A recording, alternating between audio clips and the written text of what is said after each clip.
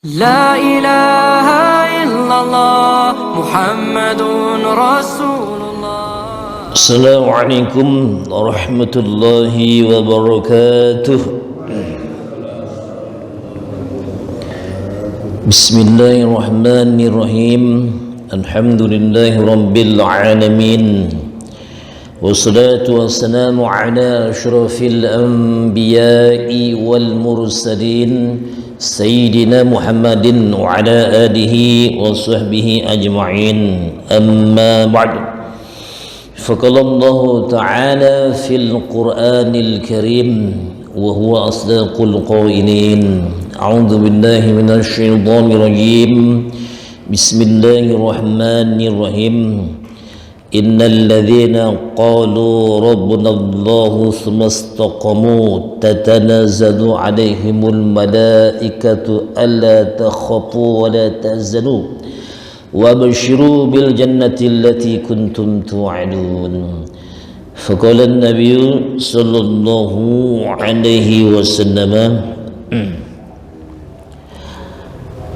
Talabul ilmi faridatun ala kulli muslimin. Sadaqallahul azim wa sadaqa rasul karim wa nahnu ala dhalika minasyahidin wa syakirin walhamdulillahi rabbil alamin. Yang sama kita hormati yaitu Al-Mukarram Ketua DKM At-Taubah beserta segenap jajaran pengurusnya, wabil khusus Akhil Aziz Al-Ustaz Ma'ruf Amin. Mudah-mudahan beliau ini selalu terus konsisten ya, berjuang memakmurkan masjid yang kita cinta ini, dan mudah-mudahan beliau ini dimuliakan Allah Subhanahu wa taala. Amin ya rabbal alamin. Jemaah sekalian, Bapak Ibu hadirin hadirat jamaah Masjid Al-Taubah yang dirahmati Allah Subhanahu wa taala, tiada kata yang terindah pada pertemuan hari ini, pagi ini, setelah kita melaksanakan salat subuh berjamaah, yaitu ucapan tahniyah minal aidin wal faizin, mohon maaf lahir dan batin. Mudah-mudahan kita semua selalu diberikan sehat walafiat oleh Allah Subhanahu wa taala, dimakmurkan rezekinya, dikaruniai anak yang soleh dan soleh, amin ya rabbal alamin. Tentunya kita telah melalui suatu bulan yang begitu agung, yang sampai saat ini di bulan Syawal ini masih terasa kenikmatannya Pak ya. Betul Pak ya? Terasa kenikmatannya, bahkan tentunya masih membekas bagi orang yang mengerti akan keagungan bulan yang telah kita lalui itu. Tentunya merasakan kita atau Anda sekalian kehilangan bulan Ramadan yang mulia tersebut, dan begitu banyak terasa kekurangan-kekurangan, bermacam warna-warni amal ibadah yang telah kita lakukan di sana sini. Oleh karena itu, syai'ani la tatruku ma ba'da Ramadan. Ada dua perkara yang jangan kita tinggalkan pasca bulan Ramadan: amalus soleh wa taubatun nasuh. Yang pertama adalah amal soleh. Amal soleh yang selama di bulan Ramadan pernah kita laksanakan, kita lakukan, kita kerjakan, baik itu membaca Al-Quran, kemudian juga solat sunnah, seperti misalkan sholat witir ya, yang 3 rakaat itu minimal tuh ya, jangan kita tinggalkan di bulan Syawal ini. Kita teringat bagaimana orang-orang dulu salafus soleh beliau ketika di bulan-bulan mulia tersebut, seperti halnya Imam Syafi'i radhiyallahu anhu menghatamkan Quran sampai 60 kali sebulan, 60 kali. Bagaimana bacaan itu ya? Luar biasa. Kami pernah coba 1 jam itu bisa 4 juz. Jadi baca Quran kan boleh dengan cara hadar, tapi jangan kalau di masyarakat jangan tuh, akan terjadi polemik. Baca Quran di masyarakat kan makruh. Cara baca biasa ketika kita mengajar anak-anak, kemudian mujawaz, kemudian murattal, kemudian hadar. Dengan hadar pun hanya 4 juz kekuatan kita. Imam Syafi'i dalam 1 bulan, ya Allah, 60 kali hatam. Bagaimana itu ya? Coba bayangkan. Beliau punya murid Ahmad bin Hanbal, Imam Ahmad bin Hanbal, Allah berikan karamah 1 juta hadis hafal. Nah itu cucunya dibawanya Imam Bukhari, jadi cucu murid dibawa dari Imam Syafi'i. Seperti itu kita sedikit sampaikannya. Orang-orang terdahulu, ya orang terdahulu, ada lagi ulama yang ketika di bulan Ramadan bersolawat tiap hari 100.000. Ya Allah, 100.000. Imam Al-Haddad menganjurkan dalam bulan Ramadan itu kalau bisa baca lafaz la ilaha illallah 70.000. Kalau 70.000 masih kekejar kita, Pak. Sehari 5.000, pagi 5.000, sore 5.000, udah 10.000. Seminggu 70.000. La ilaha illallah, la ilaha illallah. Imam Al-Haddad. Al-Haddad itu kami dapatkan, artinya ketika kita belajar dengan murid-murid dari Muallim Syafi'i Hadzami, beliau menyampaikan demikian gurunya pada kami, kita amalkan di sana pada saat itu. Nah semua itu warna-warni ibadah bagi orang yang mengerti akan keagungan bulan Ramadan tersebut. Insyaallah. Maka di situ ada keistimewaan untuk orang-orang yang dalam bulan Ramadan ini kemudian amaliyahnya dilestarikan di bulan Syawal ini dan terus ke depan 11 bulan ke depan. Innalladzi apa yang Allah firmankan, innalladzina qalu rubbanallahu sumastaqamu, sesungguhnya orang yang mengatakan Tuhan kami adalah Allah itu banyak. Ya, Tuhan kami itu Allah Subhanahu wa taala, Allah Jalla Jalaluh, Allah Tabaraka wa taala, Allah Rabbul Alamin, Allah Subhanahu wa taala itu banyak. Banyak orang-orang yang mengakui bahwa Tuhan kita itu Allah Subhanahu wa taala, tapi semestaqamu kemudian yang melestarikan amaliyah tersebut ketika kita keluar dari bulan Ramadan ini jarang, kecuali orang-orang yang benar-benar yaitu telah mengerti akan begitu istimewanya bulan yang telah kita lalui tersebut. Kita teringat jamaah sekalian rahmat Allah Subhanahu wa taala, Rasulullah SAW bersabda, khairun nasi man tala umruhu wa hasuna amaluhu wa syarrun nasi man tala umruhu wa sa'a amaluhu. Sebaik-baiknya manusia itu orang yang panjang umurnya dan baik amalnya. Nah, seburuk-buruknya manusia orang yang panjang umurnya tapi buruk dia amalnya. Ini ada diceritakan 2 orang zaman Nabi ini, Pak. Nanti kita belakangnya patut bersyukur ya, dengan Allah Ta'ala berikan kita panjang umur sampai hari ini. Ini 2 orang ini, yang satu orang tersebut dia perang kemudian syahid, mati duluan ini. Kan pahalanya gede itu syahid, besar sekali pahalanya. Kira-kira kalau kita suruh perang sekarang berani nggak ini? Paut berani nggak nih perang? Misalnya membela agama ini ya, bukan perang beneran, pengertian yang sesungguhnya seperti zaman Nabi. Sekarang nggak ada, Pak, janganlah sekarang itu nggak ada paham begitu ya, bahwa begini ngebom suatu tempat. Dari mana itu paham, dari mana? Iya.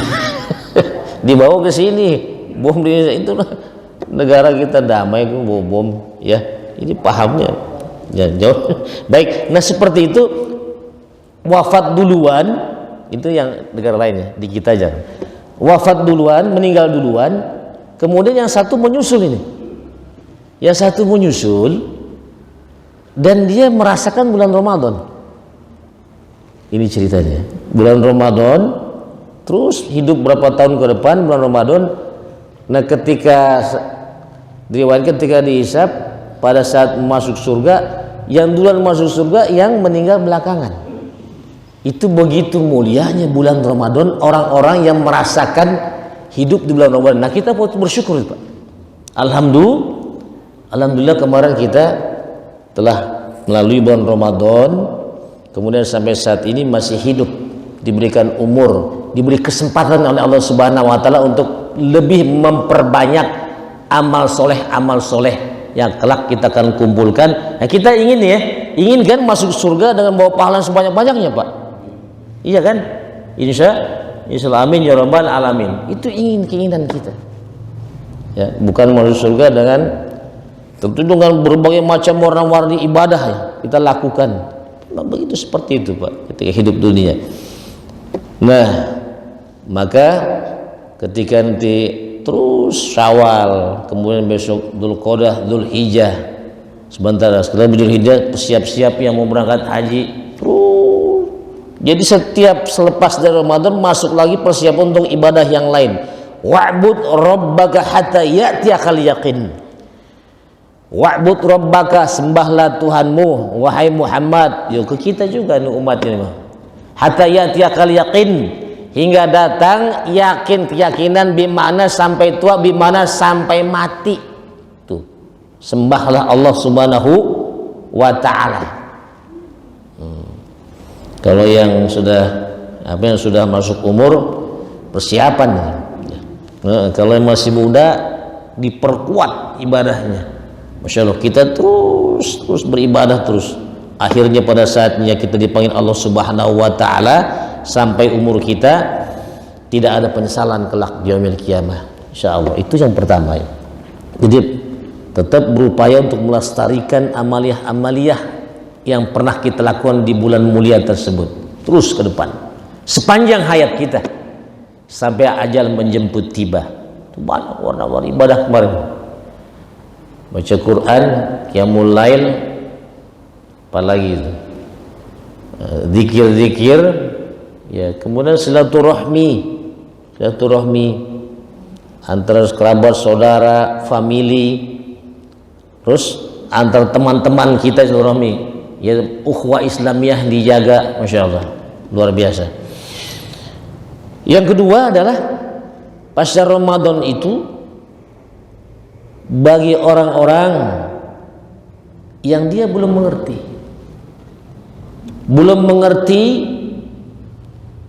dan bisa jadi juga tidak mau mengerti, tidak mau tahu akan keagungan bulan Ramadan.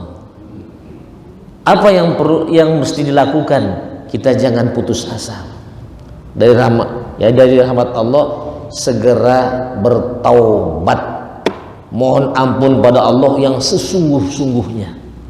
Ini kesempatan di bulan Syawal ini kita mohon ampun pada Allah Subhanahu wa taala, karena kalau dengan taubat itu bisa menjadi satu pokok bagi kita, dasar bagi kita untuk terus melanjutkan ibadah pada Allah Subhanahu wa taala.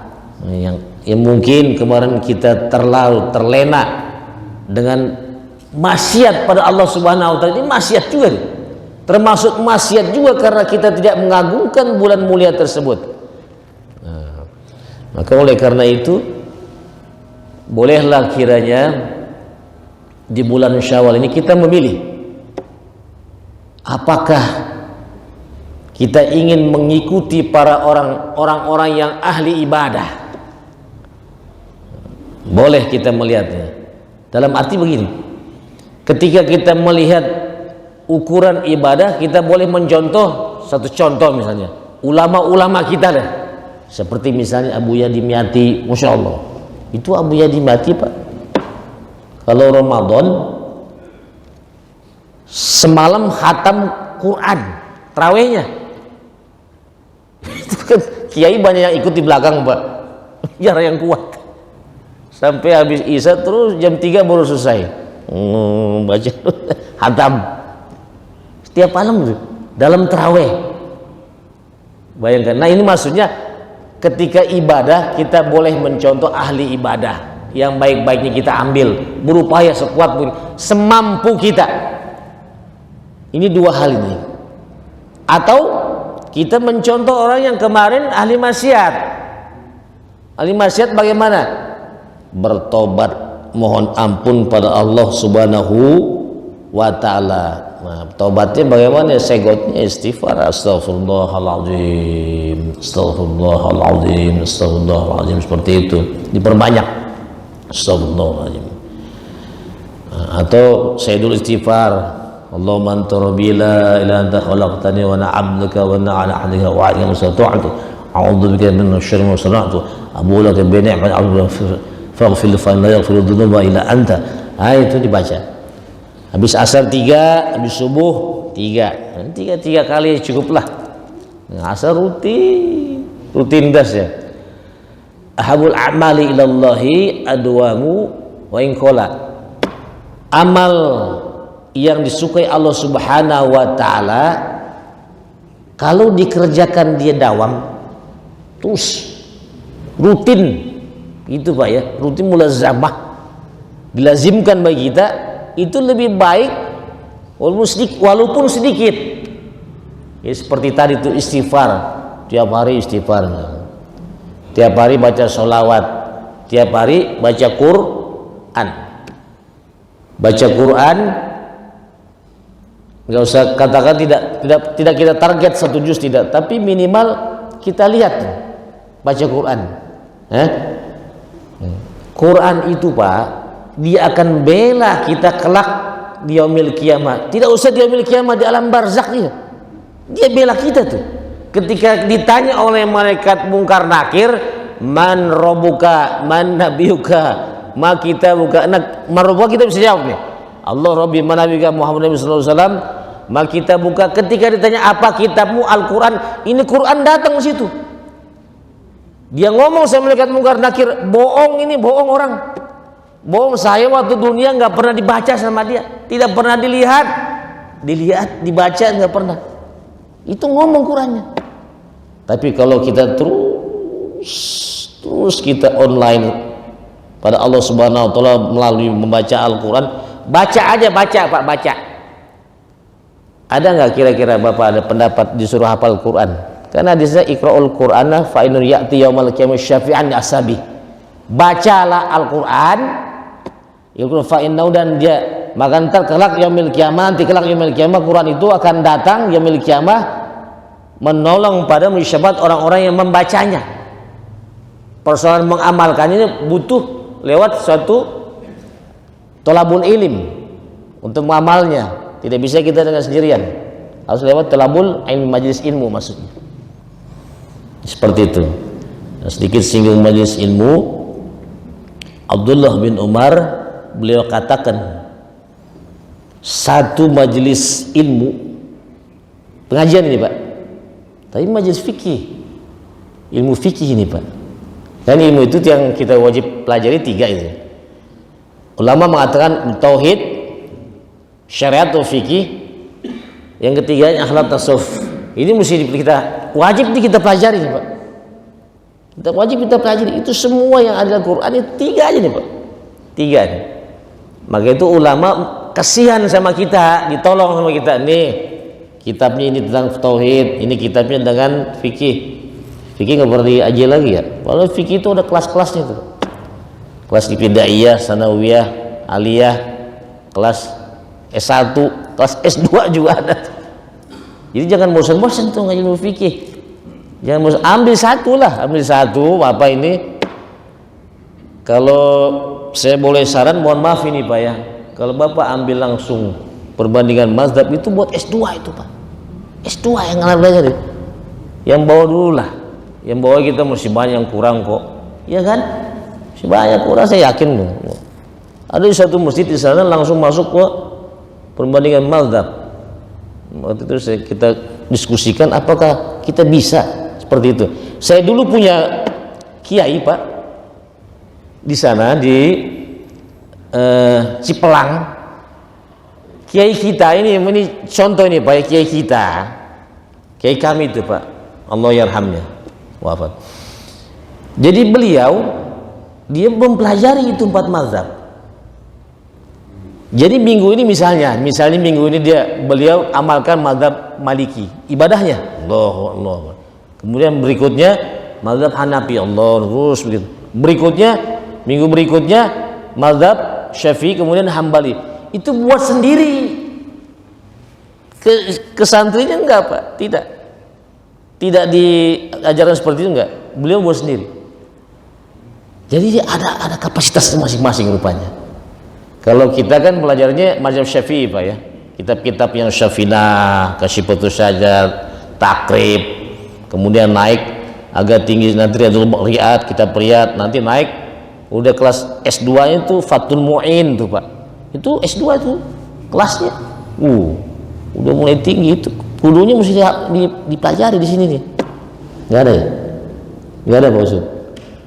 Belum ada, belum. Harusnya itu Pak, kita pelajari. Dan insya Allah supaya kita hidup beragama tidak kacau. Seperti itu Pak, tidak kacau balau. Insya Allah dalam beragama kita selamat dunia maupun akhirat. Nah, seperti itu. Nah, demikianlah mudah-mudahan dua hal itu, dengan kita menjalankan dua hal tersebut kita pilih, mudah-mudahan Allah Ta'ala memberikan kesempatan pada kita untuk bisa berjumpa lagi di bulan Ramadan yang akan datang. Masih diberi kesempatan untuk terus beribadah pada Allah Subhanahu wa Ta'ala dengan kita mengambil salah satu dari dua hal tersebut.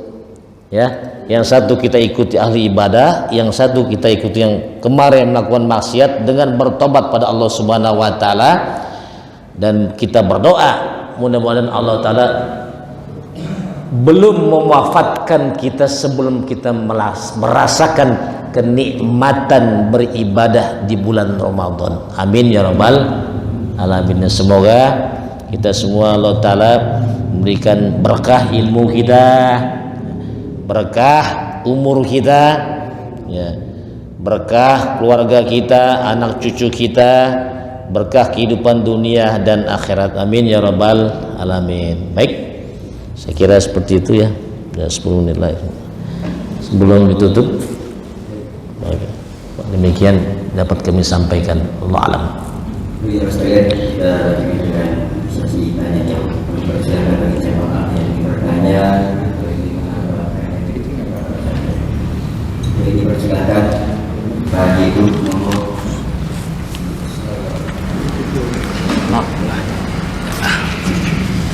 Assalamualaikum warahmatullahi wabarakatuh.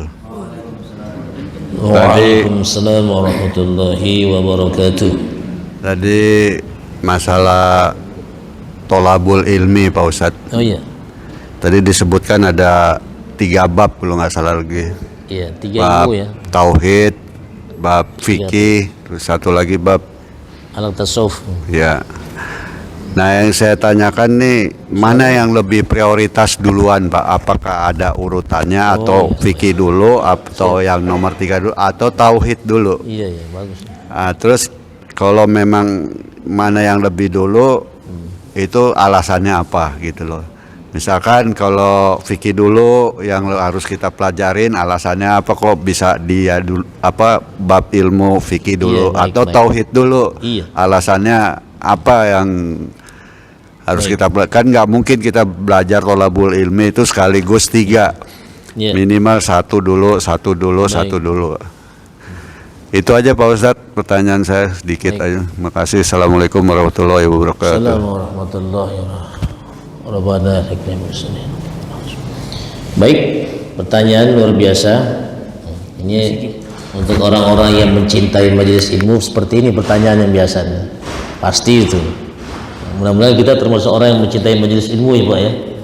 Yang apa yang Kanjeng Nabi sampaikan, kun aliman au muta'aliman au sami'an. Ada tambahan au muhiban falatakun khamisan fatahlik, atau yang di redaksi lain cuma 4 tuh, kun aliman au muta'aliman au sami'an falatakun rabi'an fatahlik. Kanjeng Nabi sampaikan sebelum dijawab ya, ini untuk kita motivasi juga, jadilah engkau sebagai pengajar, mualim. Tapi butuh proses ini Pak, butuh proses menuntut ilmu dulu, kalau bisa melinier menuntut ilmunya ya, dari kecil terus baca Qur'annya. Ini ceritakan nanti, sebenarnya bisa tergambar setelah saya ceritakan. Kita ceritakan sedikit, dari kecil kita baca Quran dulu, baca Quran nih Pak, yang lain-lain kan baca Quran terus dipelajari. Ini kalau istilah dulunya sorogan, kalau Bapak pernah di pesantren sorogan disebutnya, langsung gitu. Kalau sekarang talaki itu ya bahasanya, talaki dan musafahah itu sekarang ya. Tapi ini sorogan satu, terus belum belajar yang hukum. Boleh baca Quran, misalnya Bapak tidak ngerti hukum tajwidnya, sama guru aja langsung, itu sudah dapat kita bersanad dari beliau, dari alif lam mim, Fatihah alif lam mim sampai An-Nas. Nah setelah itu, setelah kita lancar Quran, berbeda ini ya, nanti kan ada 2 nih. Dulu belum muncul, kami belum mengenal yang disebut dengan pesantren Ummul Qura, belum. Kebanyakan mengenalnya adalah khusus untuk ngaji-ngaji itu, ngaji-ngaji ilmu-ilmu begitu Pak, ilmu-ilmu agama lah ya, dan kitab-kitab. Setelah itu baru kita dikenalkan dengan disebutnya ilmu syariat. Memang ada kitabnya seperti kitab-kitab Riyad. Disinilah kalau kita mengikuti ulama, ini ulama dulu ya, kalau Kanjeng Nabi nanti belakang. Di ulama tersebut hanya diberikan sedikit tentang apa tadi? Berarti yang pertama adalah pengenalan untuk ma'rifatullah, mengenal Allah Subhanahu wa ta'ala. Nah ini mukadimahnya di depan itu diceritakan bagaimana sifat-sifatnya Allah Subhanahu wa ta'ala yang wajib tuh, wujud, qidam, maqam, mukhalafah, itu 20. Kemudian sifat-sifat yang wajib, para rasul, sifat-sifat mustahilnya. Nah itu untuk pengenalan kepada Allah Subhanahu wa ta'ala. Alasannya apa? Loh, kita mau ibadah nanti tentunya kita harus tahu siapa yang kita ibadahi itu. Siapa yang kita ibadahi Pak? Allah Subhanahu wa ta'ala. Itu mestinya jelas. Melalui siapa? Firman Allah Ta'ala diturunkan lewat malaikat nanti. Maksudnya arkanul iman, arkanul Islam. Ini hadis ini hadis yang panjang ini. Pernah kita, mungkin Bapak pernah itu lihat ya, hadis yang panjang ketika Kanjeng Nabi duduk-duduk, para sahabat, kemudian datang seorang dengan pakaian yang putih bersih, rambut hitam legam tidak terlihat, dia telah melakukan perjalanan yang jauh. Kemudian beliau ini bertanya pada Kanjeng Nabi, akhbirni alal iman. Nah itu tuh, akhbirnya. Kemudian setelah itu panjang sampai sini. Itu ceritanya di kitab Riyadhus Shalihin juga ada di sini. Kitab Riyadhus Shalihin ada, panjang ceritanya. Seperti itu. Kemudian diringkes oleh ulama. Yang pertama adalah kita bicara ilmu tauhid, untuk pengenalan Allah Subhanahu wa ta'ala, supaya kita alasannya tahu siapa yang kita ibadahi ini. Yang kita ibadahi Allah Subhanahu wa ta'ala. Sampai situ dulu. Ya, kalau mau dibuka, dipreteli, dibedah, mesti ada waktu ini. Mesti ada waktu Pak. Kalaupun misalnya 20 sifat tersebut, berarti kan 20 pertemuan. 20 pertemuan 20 bagi 4, 5 bulan selesai. Kalau kita mau kaji Pak, sejam cukup. Insya Allah kalau kita bedah sifat wajib Allah dengan referensi tentunya. Nah, saya ingin gitu Pak ya. Setelah itu baru masuk tentang tata cara mengibadahi Allah Subhanahu wa ta'ala. Ya fikih. Nanti dibuka di situ. Itu masya Allah. Itu ulama kasihan sama kita Pak, kasihan. Ini belakangan kita kesimpulkan. Kasihan sama kita. Fikih. Kenapa sih babnya toharoh dulu? Urusan untuk toharoh dulu rapi dulu Pak. Rapi dulu. Karena kalau ini nggak rapi, yang bab toharohnya sholatnya kan nggak sah itu. Iya loh, nggak sah itu nanti. Persoalan itu ujungnya adalah bagaimana kita sholatnya rapi gitu di hadapan Allah Subhanahu Wa Taala. Tadi kita sholat nih Pak, sholat tadi. Kebetulan saya tadi Ustaz Marut terlambat datang, harusnya beliau. Mohon maaf Ustaz ya. Kita ini di hadapan Allah Taala pahalanya beda-beda. Pernah nggak mendengar pembahasan jarfa'il ladzina amanu minkum wa la yadhlimu darajat? Jadi Allah Ta'ala nilai bagaimana ilmu agamanya masing-masing yang sholat tuh. Lah coba itu. Berarti kan nanti barometernya thalabul ilmi itu. Seperti itu. Misalnya Pak Sud tadi dapat katakanlah 100.000. Nah misalnya Pak Ahmad 1 juta. Gitu. Beda-beda itu pahalanya. Beda-beda. Maka itu wajib kita ini Pak, sebenarnya dari mukallaf dulu tanggung jawabnya. Ketika masuk umur balik itu 15 tahun, ukuran umur ya, laki perempuan. Nah, salah satunya atau ketika ihtilam, kemudian ada perempuan haid. Setelah itu untuk bagaimana mengibadi secara benar Allah Subhanahu Wa Taala. Baru nanti persoalan hati. Nih Pak, ini persoalan hati jangan dikira dia tidak bisa merusak amal ibadah kita. Bisa merusak amal ibadah kita kalau kita tidak tahu bagaimana kita mesti paham tentang sabar, syukur, riya, takabur. Ya Allah khotir kita bilang takabur, sombong maksudnya sombong. Kemudian sum'ah, masya Allah, semua itu Pak mesti kita deteksi. Kita deteksi ilmu-ilmu hati tersebut supaya kita bisa beramal, beribadah secara maksimal di hadapan Allah Subhanahu Wa Taala. Seperti itu. Itu ada kaitannya masing-masing. Seperti itu. Kira-kira demikian Pak ya. Allah a'lam bishawab. Ya mudah-mudahan bisa kita teruskan. Ya tadi thalabul ilminya, pengurus lah itu. Monggo kita siapkan baik. Mudah-mudahan manfaatnya. Allah a'lam bishawab.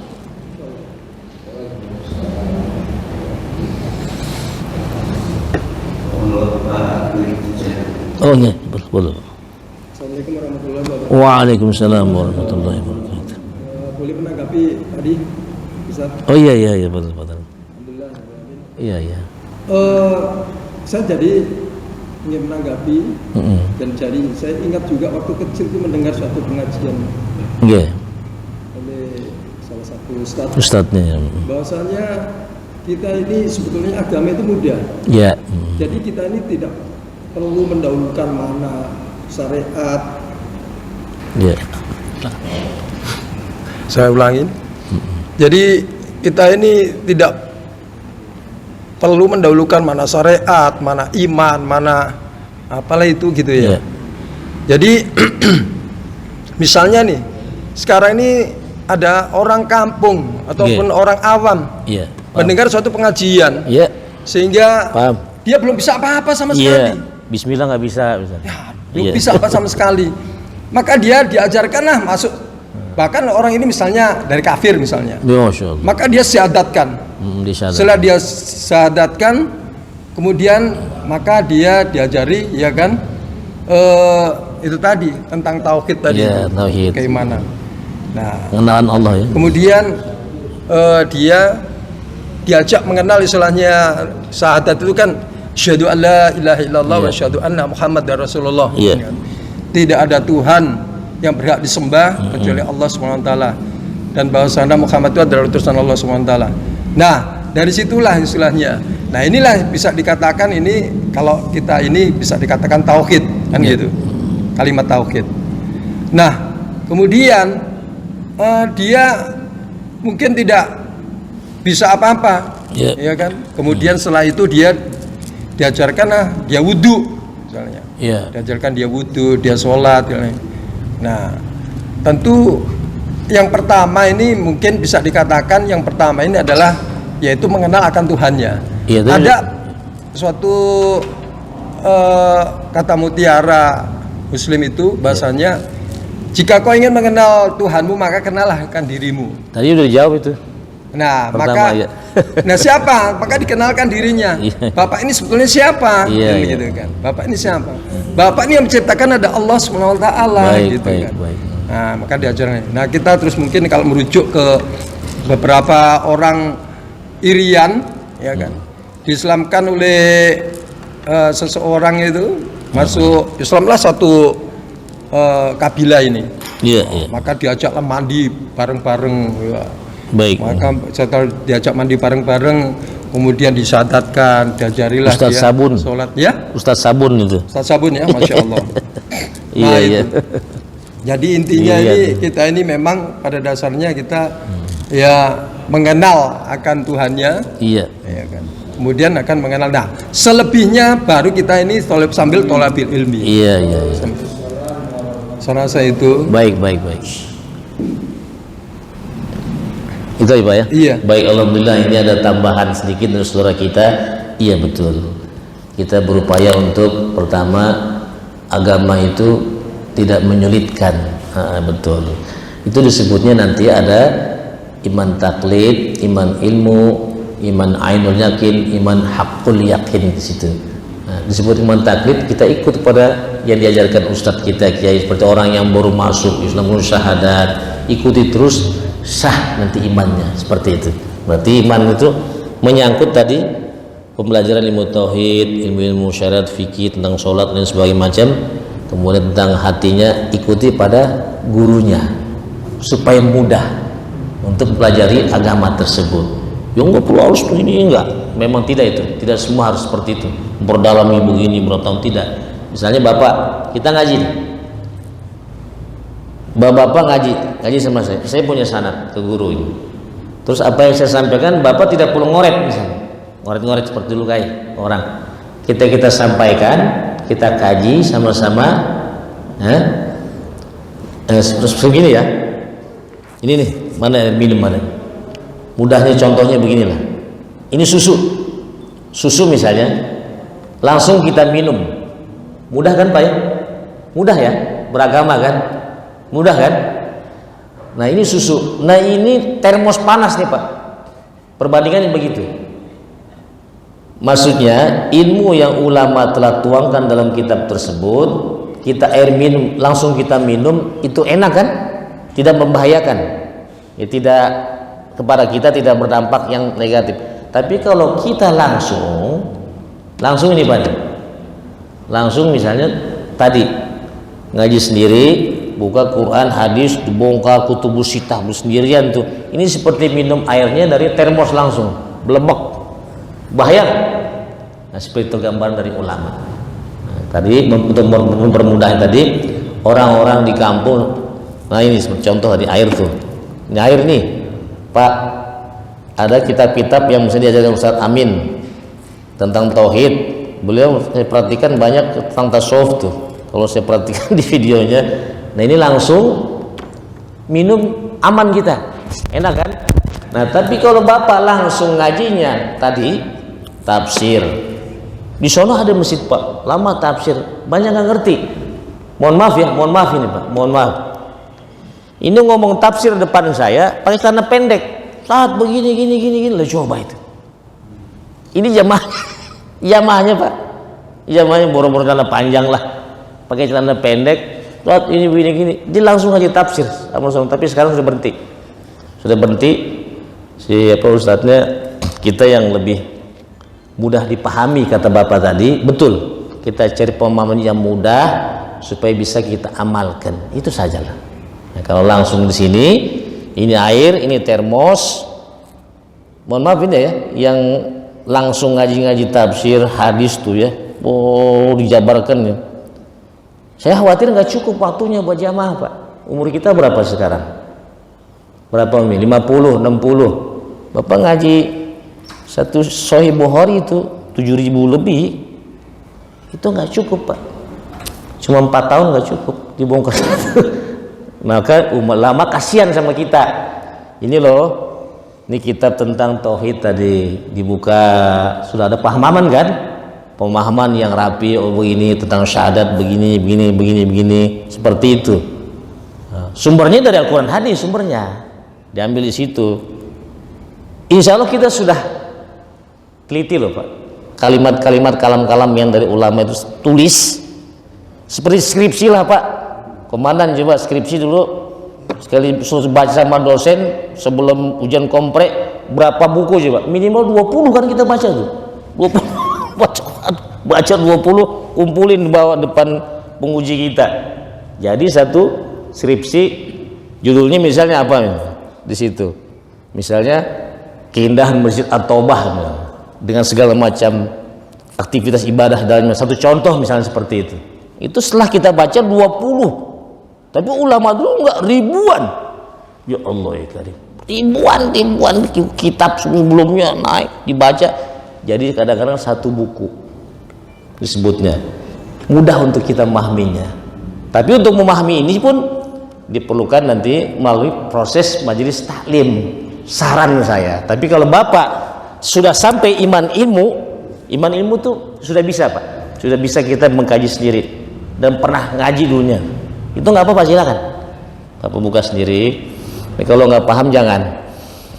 Dalam Fathul Bariyah tuh ya, la yufhamul Quran illa bin nahwi, tidak bisa dipahami Al-Quran kecuali dengan ilmu nahwu, kata beliau.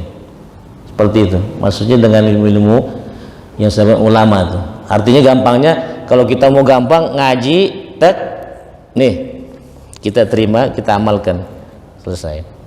Kalau di sini kita seperti minum di termos, air panas melepuh, seperti itu. Allah alam bisawab. Wa imalil amal. Al-Fatihah. A'udzubillahi minasyaitonir rajim. Bismillahirrahmanirrahim. Alhamdulillahirabbil alamin. Iyyaka na'budu wa iyyaka nasta'in. Bisa terima ya Pak? Cukup ya? Cukup, insyaallah kita offline ya. Insyaallah cukup ya. Bismillahirrahmanirrahim. Alhamdulillahirabbil alamin wassalatu wassalamu ala asyrafil anbiya'i wal mursalin Muhammadin wa sahbihi ajma'in. Allahumma anfa'na bima 'allamtana wa faqihna fid din wa 'allimna fit ta'wil warzuqna fahmas sholihin. Allahumma inna na'udzubika min 'ilmin la yanfa' wa qalbin la yakhsha wa du'in la yasma' wa 'amalin yarfa'. Rabbana atina fid dunya hasanah wa fil akhirati hasanah wa qina 'adzaban nar. Wa sallallahu ala sayyidina Muhammad wa sallam. Alhamdulillah rabbil alamin. Demikian sudah, lebih kurangnya mohon maaf. Terima kasih atas perhatiannya, semoga bermanfaat. Hadallahu wa iyyakum ajma'in. Allahumma wafiq ila aqdil muwaffiq. Assalamualaikum warahmatullahi wabarakatuh.